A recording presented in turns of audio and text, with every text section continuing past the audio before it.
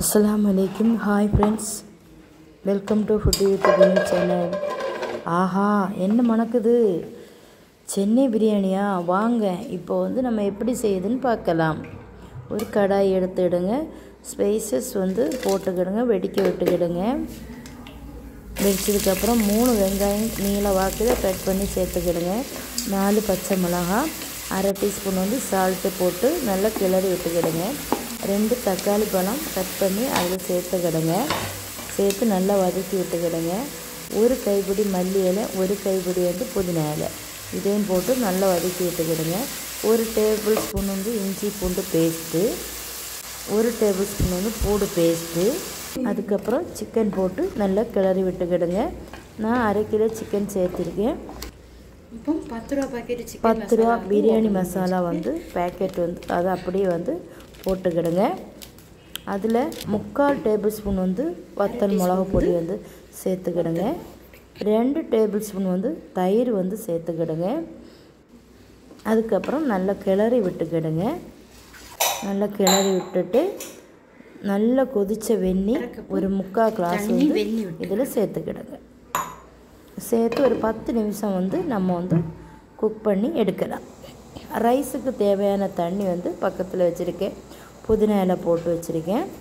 அதில் 1/2 டீஸ்பூன் வந்து சால்ட்டு போட்டு வச்சுருக்கேன். 1/2 கிலோ பிரியாணி தாவூத் அரிசி நல்லா க்ளீன் பண்ணி ஒரு 10-15 நிமிஷம் உள்ளாடி வேக வச்சு எடுத்திருக்கேன். இப்போ கிரேவி வந்து நம்ம ஓப்பன் பண்ணி பார்க்கலாம். ஆயிலும் தெளிஞ்சு வந்திருக்குது. இப்போ ரைஸ் வந்து வெந்துடுச்சு.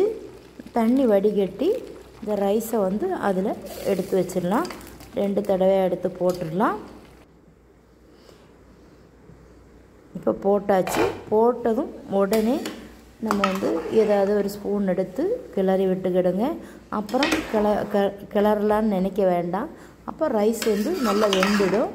வேகிறதுக்கு முன்னாடியே கிளறி விட்டுடுங்க. அப்போ ரைஸ் வந்து உடையாது.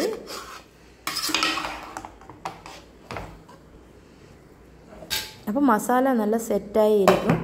இப்போ மூடி வச்சிடலாம். இப்போ தோசைக்கல் ஒரு 10 நிமிஷம் ஹீட் பண்ணிக்கலாம். ஹீட் பண்ணிவிட்டு நம்ம பிரியாணி எடுத்து வச்சிடலாம்.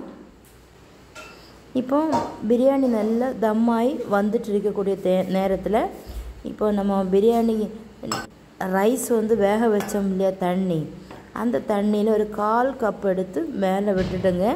அப்போ மேல் சோறும் நல்லா சாஃப்டாக வெந்து கிடைக்கும். உங்களுக்கு அடிச்சோறும் நல்லா சாஃப்டாக இருக்கும். இப்போ உங்களுக்கு தேவையான கேஷ்யூநட்டோ முந்திரியோ மல்லி இலையோ எதுவாக இருந்தாலும் போட்டு விடுங்க. போட்டுட்டு மூடி வச்சுடுங்க. இப்போ பிரியாணி வந்து அந்த தம் ஆகிட்டே இருக்குது. 15 நிமிஷம் ஆயிடுச்சு. இப்போ நம்ம ஸ்டவ் வந்து ஆஃப் பண்ணிடலாம். இப்போ நம்ம ஓப்பன் பண்ணி பார்க்கலாம். நல்லா பக்காவாக ஆவி வருது. பக்காவாக ரெடி ஆகிடுச்சு. ட்ரை பண்ணி பாரு.